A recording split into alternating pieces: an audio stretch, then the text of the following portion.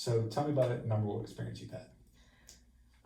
Well, I actually went on a really awesome camping trip this summer. It was my first one since I was like a little kid, and I did all the prep and went all by myself.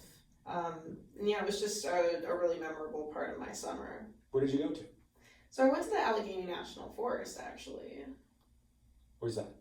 That is in Pennsylvania. It's about a 3 hour drive away, and there's this big reservoir kind of going like through the very top or very bottom of New York State, and then descending down into Pennsylvania. It's just a beautiful area. There's these like mountains all over the place. It's a protected area, so it's really like secluded. So The seclusion probably felt really nice, I know.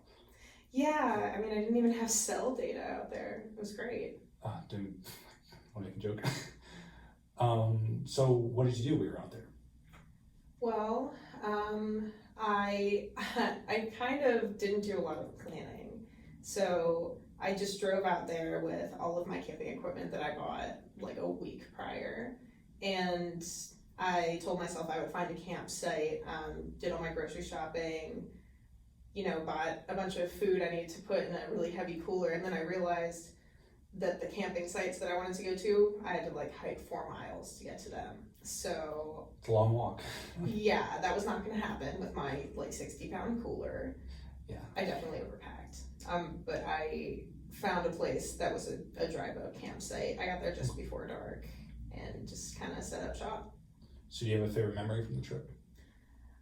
I think it was my favorite and least favorite memory all rolled up into one. But I went on this hike on the second day there. I drove like 15 miles down to this trail that was also like bordering the reservoir. I was staying like right up against the coast, but it was just farther up north. And I decided to go on this hike to this place called the Rimrock Overlook, and it's like super famous up there. It's gorgeous. I started at the Overlook, which is at the top of the mountain. I hiked the path down to the bottom of the mountain where there was a little beach. And as I'm like at the bottom of the mountain, I heard thunder. Oh no. And my phone briefly caught service, and I saw that there was a tornado watch in the area. So I started walking back up the hill, which was no easy feat. It was a pretty decently sized mountain. So took the mile hike. About halfway through, it starts pouring rain. I get up to the top where I'm not covered by the trees any longer, and I was just getting pelted. I was completely soaked, and it sucked, but it was also like really awesome. And now I have an awesome story to tell. Say it's always a good story to tell. Sometimes the things that feel the worst at the time are the best to tell further down the line. Yeah. So it was pretty fun. So do you think the trip was good for you in any certain way? Yeah, I mean, I think it taught me to just be more comfortable with being alone and just doing things for yourself. I didn't have anybody holding me back, anybody wanting to do something different than I did. And it also kind of just allowed me to be, I wasn't trying to be productive or, Just exist. entertain myself. Yeah, exactly. You spend so much time just like, being intentional about like washing your dishes and like, getting your food prepared. Like it's a lot like more, difficult to do these things that we often take for granted back at home. And so you just end up spending a lot more time doing like very basic human activities. Does it feel like it provides more meaning to it? I think so. And at the same time, less meaning. Like when you're camping, you learn that food is just fuel. Like it doesn't have to taste good. It's a privilege we have.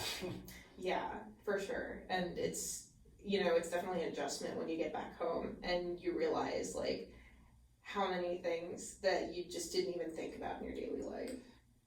Is there anything else you'd like to share with the trip?